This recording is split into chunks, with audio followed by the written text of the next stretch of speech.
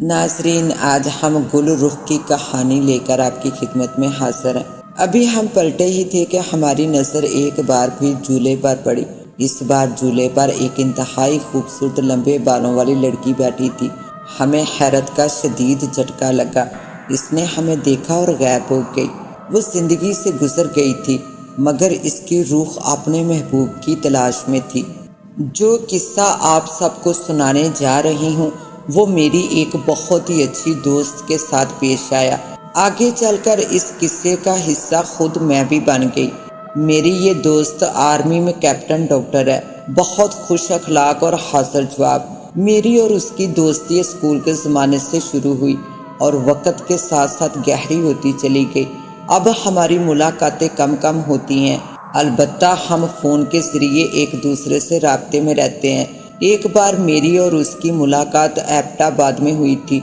मैंने बड़ी गर्मजोशी से उसे गले लगा लिया, मगर फ़ौरन ही महसूस किया कि उसमें कुछ गर्मजोशी का फकदान है। जब उसके चेहरे की जानब देखा तो वो मुझे कुछ परेशान सी लगी। मैंने उसकी परेशानी की वजह पूछी तो जवाब में वो बोली, अजीब सी बात है यार, ना जाने तुम क्या समझो। अरे बताओ तो, मुझे यहाँ आए हुए 2 महीने हुए हैं और इन 2 महीनों में मुझे इस घर में हैरत अंगेज चीज़ों का अदराक हुआ है। कैसी चीज़ों का? मैंने पूछा। वो मेरी आंखों में देखते हुए कहने लगी, अगर जानना चाहती हो तो फिर पूरा मामला सुनो। उसने अपने नौकर को बुलाया और उसे चाय की हदायत की और फिर बताने लगी, 2 महीने पहले ही मैं इस घर में शिफ्ट हुई हूँ। ये घर बहुत खूबसूरत है। इसमें 4 बेडरूम्स हैं, इनके 7 बाथरूम और एक बहुत बड़ा सा हॉलनुमा टीवी लाउंज है और एक ड्राइंग और डाइनिंग रूम भी है। बाहर एक खूबसूरत सा लॉन है जहाँ गुले दौदी और गुलाब के फूल बहार दिखा रहे हैं। मैं बहुत खुश थी कि इतने खूबसूरत शहर में मुझे इतना बड़ा खूबसूरत बंगला मिल गया था। नासर और बच्चे भी बेहद खुश थे। वो पूरा दिन हम लोगों का सामान लाने और रखने में लग गया। रात को जल्दी थकन की वजह से खाना खाकर लेटे तो फौरन ही नींद ने आ घेरा, मगर रात को न जाने किस पहर अचानक मेरी आंख खुल गई। मुझे महसूस हुआ कि मेरा कमरा मोतिये की खुशबू से महक रहा हो। पहले तो मैंने सोचा ये मेरा वहम है, मगर जब ये एहसास और बढ़ा तो मैं उठकर बैठ गई और नासर को भी जगा दिया। नासर ने भी उठते ही हैरत से पूछा, मरियम, ये मोतिये की खुशबू कहाँ से आ रही है? नासर, क्या वाकई आपको भी आ रही है? हाँ बिल्कुल, बहुत तेज खुशबू है। हम दोनों उठे और वजह मालूम करने बाहर लॉन में आ गए। लॉन में चारों तरफ गुलाब और गुले दौदी के फूल नजर आए। एक तरफ झूला था, मगर कहीं भी मोतिये का पौधा नजर न आया। मैंने हैरत से नासर की तरफ देखा। अभी हम वापस पलटने ही लगे थे कि हमारी नज़र एक बार फिर झूले पर पड़ी। अब की बार उसी झूले पर एक इंतहाई खूबसूरत लंबे बालों वाली लड़की बैठी झूला झूलते हुए नजर आई। हमें हैरत का शदीद झटका लगा और गैर अरादी तौर पर हम दोनों उस लड़की की तरफ बढ़े। अभी 4 कदम ही चले होंगे कि उस लड़की ने सर उठाकर हमारी तरफ देखा और झूले से उतर गई। उसी वक़्त उसकी झोली से बहुत सारे मोतिये के फूल ज़मीन पर गिर पड़े। उसने हमारी तरफ एक बार फिर देखा और एकदम गायब हो गई। उसके जाते ही उस खुशबू का एहसास भी ख़त्म हो गया। हम दोनों हैरान परेशान एक दूसरे को देख रहे थे। ये मंजर देखने के बाद नींद का आ जाना तो नामुमकिन था। पूरी रात हमने जाकर गुजार दी। खुदा खुदा करके सुबह हुई, ताहम कोई नाखुशगवार वाक़या ना हुआ। दिन भी आफियत से गुजर गया। हमने शुक्र अदा किया और रात की बात को बुलाने की कोशिश करने लगे। दूसरा पूरा दिन भी हमारा सेटिंग करने में गुजरा और शाम हो गई। क्योंकि थके हुए थे तो आज भी जल्दी खाना खाकर हम लोग बेडरूम में सोने के लिए चले गए और जल्दी ही नींद की वादियों में उतर गए। रात की तीसरे पहर मेरी आंख खुल गई। फिर वही एहसास तेज मोतिये की खुशबू का। मेरे तो रोंगटे खड़े हो गए। तेज खुशबू के बाइस नासर की भी आंख खुल गई। फिर हम दोनों हैरान परेशान एक दूसरे को देखते रहे। फिर हमने फैसला किया कि बाहर निकलकर देखा जाए। बाहर निकले तो जो मंजर हमने देखा वो इंतहाई हैरानकुन था। वही लड़की बुरी तरह रो रही थी और रोते रोते इसकी हिचकियां बंद हो गई थी। میں نے نہ جانے کیا سوچتے ہوئے اس لڑکی کو مخاطب کیا۔ سنو، وہ لڑکی چونک اٹھی اور ڈرے اور سہمے ہوئے انداز میں ہمیں دیکھنے لگی۔ ہم مزید بات کرنے جیسے ہی اس کی طرف بڑھے وہ ایک بار پھر غائب ہو گئی۔ اب تو میں گھبرا گئی۔ ناصر، مجھے تو یہ کوئی روح یا اسیب کا چکر لگتا ہے۔ ناصر نے تسلی دینے والے انداز میں کہا، فکر نہ کرو، کل صبح ہوتے ہی میں ارد گرد کے لوگوں سے معلوم کرنے کی کوشش کروں گا، کچھ تو پتہ چل ہی جائے گا۔ آخر کو یہاں کے لوگوں نے بھی کچھ نہ کچھ تو ضرور دیکھا ہوگا یا پھر محسوس کیا ہوگا۔ ناصر کی تسلی کے بعد مجھے کچھ سکون محسوس ہوا اور میں اور ناصر واپس اپنے بیڈ روم میں آ گئے اور صبح تک کروٹیں بدلتے رہے۔ اگلی صبح ناشتہ کر کے ناصر پاس پڑوس والوں سے ملنے چلے گئے۔ میں بے چینی سے ان کے واپس آنے کا انتظار کرنے لگی۔ ناصر نے آنے میں کافی دیر لگا دی تھی۔ وہ صبح 9 بجے کے نکلے ہوئے تھے اور اس وقت 12:30 ہو رہے تھے۔ خدا خدا کر کے وہ 1 بجے گھر واپس آئے۔ میں نے بے چینی سے اتنی دیر سے آنے کی وجہ پوچھی تو تسلی دینے کے انداز میں بولے، بس ملنے ملانے میں دیر تو ہو ہی جاتی ہے، تم زیادہ پریشان نہ ہو، کھانا کھا لیتے ہیں۔ بچوں کے سامنے ہمیں ایسی کوئی بات نہیں کرنی چاہیے جس سے وہ ڈر جائیں یا پریشان ہو جائیں۔ میں خاموشی سے سر ہلا کر رہ گئی۔ کھانا کھانے کے بعد میں نے بچوں کو نئے اسکول کے لیے ٹیسٹ کی تیاری کی ہدایت کی۔ دونوں اپنے اپنے کمروں میں چلے گئے۔ تب میں نے ناصر سے کہا، اب تو بچے نہیں ہیں، پلیز مجھے بتائیے لوگوں نے کیا بتایا؟ مجھے بڑی پریشانی ہو رہی ہے۔ آپ تفصیل بتائیں گے تو میں یہ فیصلہ کر پاؤں گی کہ ہمیں یہاں رہنا چاہیے کہ نہیں۔ میری بات پر ناصر مسکرا دیے اور تفصیل بتانے لگے۔ آس پاس کے لوگ اس لڑکی کے بارے میں کافی حد تک جانتے ہیں، مگر وہ بھی یہ جاننے سے قاصر ہیں کہ یہ لڑکی کی روح یہاں اب تک آتی کیوں ہے اور کیا چاہتی ہے۔ یہ قصہ تقریباً 20 سال پرانا ہے۔ یہ لڑکی جو ہمیں نظر آ رہی ہے، اس کا نام گل رخ تھا۔ وہ اپنے نام کی طرح بے حد خوبصورت تھی اور اسی پہاڑی پر رہتی تھی جس پر آج ہمارا گھر بنا ہوا ہے۔ وہ روز پانی بھرنے نیچے ندی تک آتی، اپنی سکھیوں کے ساتھ اور پانی بھر کر چلی جاتی۔ ایک دن وہ پانی بھر کر واپس جا رہی تھی کہ اس کی دوست کا پاؤں پھسل گیا اور وہ پانی میں گر پڑی۔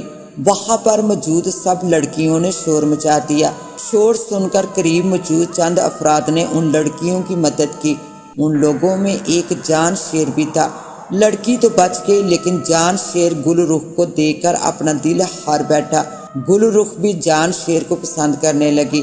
پھر وہی ہوا جو ہوا کرتا ہے، ان دونوں کی پیار کی خوشبو چاروں طرف پھیلنے لگی اور پھیلتے پھیلتے گل رخ کے بھائی تک بھی پہنچ گئی۔ وہ غصے سے تلملا اٹھا۔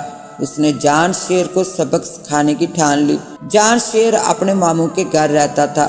ایک رات عشاء کی نماز پڑھنے کے لیے وہ گھر سے نکلا تو گل رخ کے بھائی نے اسے قتل کر دیا اور اس کے بعد اس کی لاش پانی میں پھینک دی۔ گل رخ اگلے دن پانی بھرنے اور جان شیر سے ملنے ندی پر آئی تو اسے نہ پا کر پریشان ہو گئی۔ کافی دیر اس کا انتظار کرتی رہی، پھر تھک ہار کر واپس گھر چلی آئی۔ اس کو کیا خبر تھی کہ اس کا پیار ندی کی نظر ہو گیا تھا۔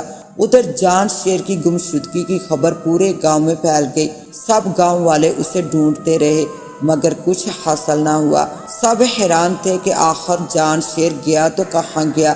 اگر وہ غلطی سے ندی میں گر بھی گیا تھا تو اسے تیرنا تو آتا تھا، ڈوب کر مرنے کا تو سوال ہی پیدا نہیں ہوتا تھا۔ جان شیر کے ماموں اور اس کے گھر والوں کا رو رو کر برا حال تھا۔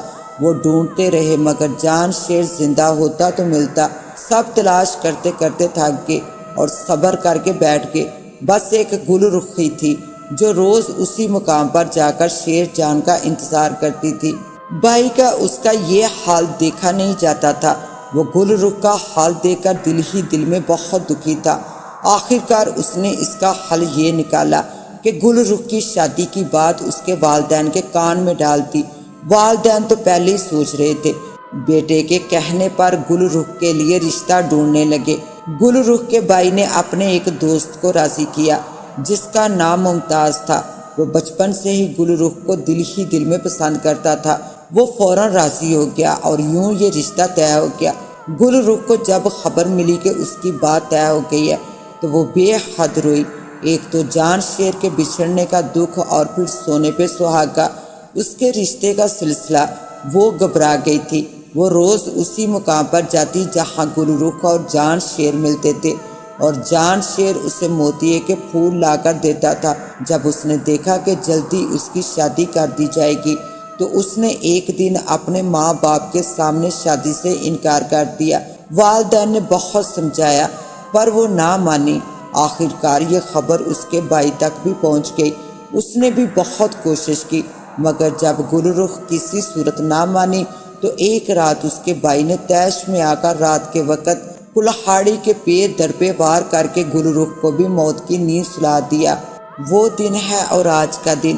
گل رخ کی روح روز رات کو اسی جگہ آتی ہے جہاں جان شیر اس کے لیے پھول لے کر آتا تھا۔ شاید وہ اب بھی جان شیر کا انتظار کرتی ہے۔ او ہو تو یہ معاملہ ہے۔ میں نے سکون کا سانس لیا۔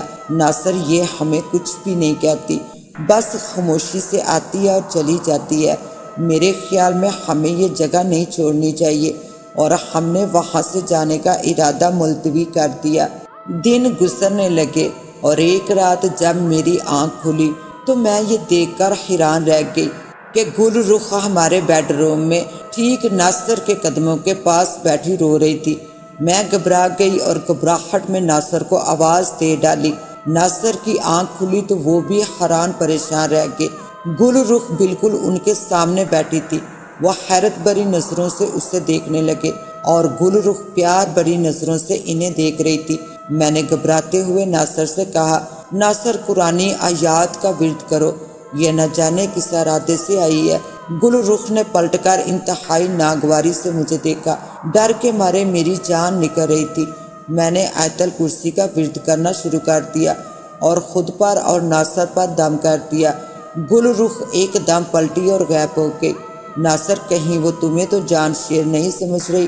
ناصر حیران پریشان بیڈ پر آلتی پالتی مارے بیٹھے تھے، خالی خالی نظروں سے مجھے دیکھنے لگے۔ یہ تو آغاز تھا، پھر تو ہماری زندگی میں بھونچال آ گیا۔ کبھی ناصر کے جوتے غائب ہوتے اور کبھی ناصر کے کپڑے، اور ملتے بھی تو ایسی ایسی جگہوں سے کہ عقل حیران ہوتی تھی۔ ایک دن ناصر کے جوتے گھر کی چھت کی چمنی سے ملے اور کپڑے لون میں ایسے طے کیے ہوئے جیسے ابھی سوٹ کیس سے نکالے ہوں۔ ایک دن ناصر کی پسند کا پرفیوم پورے گھر میں خوشبو بکھیر رہا تھا۔ اب تو میری پریشانی عروج پر پہنچ گئی تھی۔ میں نے لوگوں سے پوچھنا شروع کیا کہ یہاں کوئی ایسا شخص ہے جو ہمیں اس پریشانی سے نکال سکے۔ وہ روح تو ہاتھ دھو کر ناصر کے پیچھے پڑ گئی تھی۔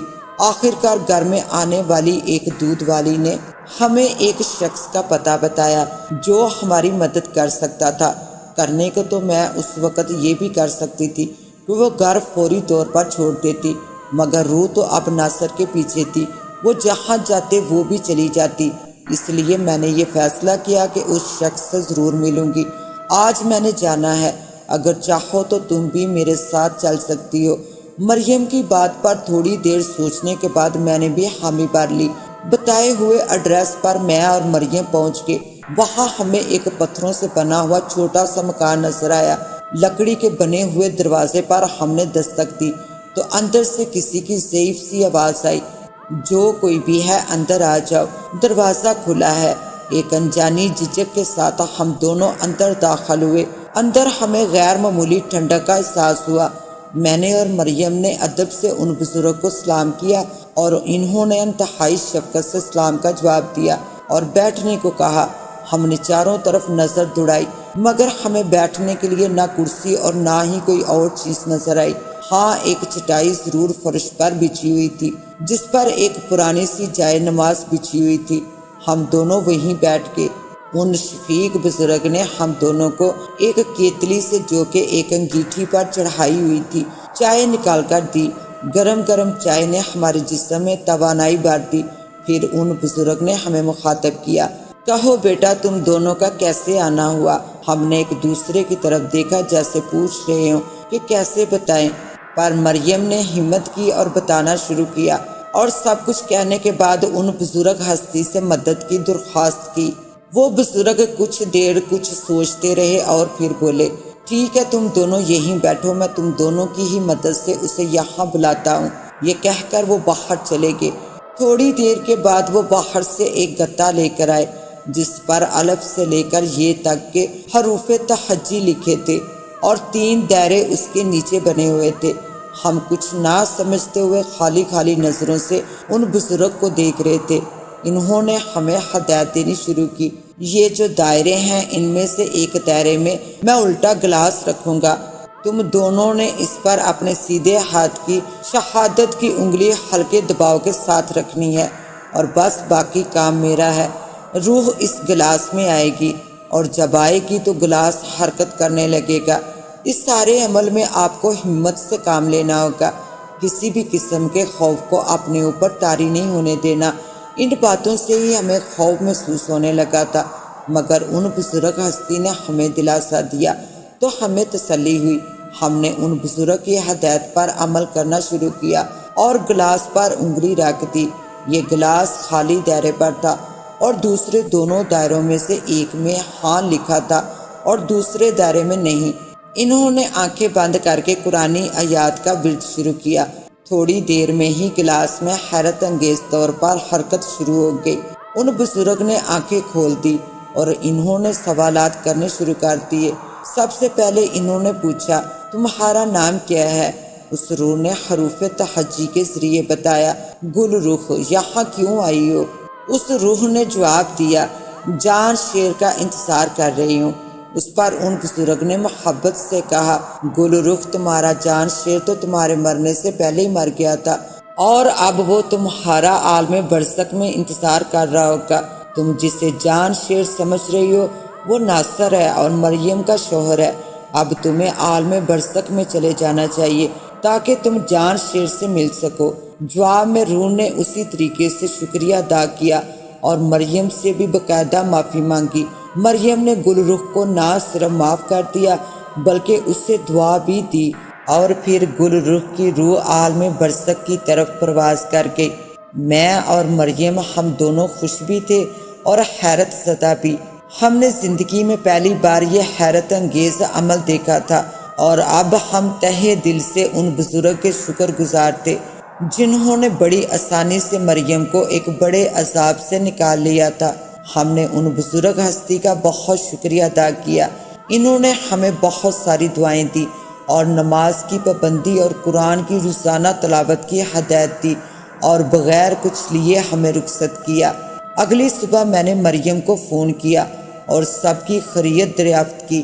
مریم بہت خوش تھی اور ان بزرگ کو بہت دعائیں دے رہی تھی جن کی بدولت اس کے گھر میں سکون ہی سکون تھا۔ اس میں کوئی شک نہیں تھا کہ وہ بزرگ کسی فرشتے سے کم نہ تھے۔ میں آج بھی ان کے بارے میں سوچتی ہوں تو ان کے لیے دل سے دعا نکلتی ہے کہ خدا انہیں دنیا اور آخرت دونوں میں بلند مقام عطا فرمائے، آمین ثم آمین۔ اس کے ساتھ ہی اب مجھے دیں اجازت، ملتے ہیں انشاءاللہ ایک نیو کہانی کے ساتھ، تب تک کے لیے اللہ نگہبان۔